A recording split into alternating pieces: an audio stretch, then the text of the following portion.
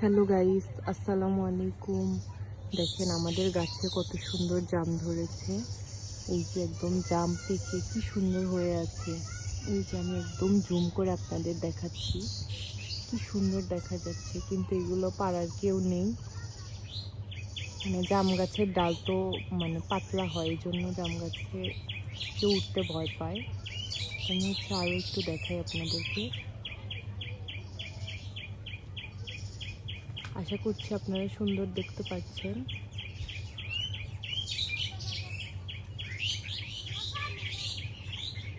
এই যে পুরো গাছ, আমি পুরোটা দেখাতে পারছি না। মানে আমি যেখানে দাঁড়িয়ে আছি এখান থেকে পুরোটা নেওয়া যাচ্ছে না। এরকম পুরো গাছে এরকম পেকে এত সুন্দর হয়ে আছে, মাশাআল্লাহ। কিন্তু পেরে দেওয়ার কেউ নেই।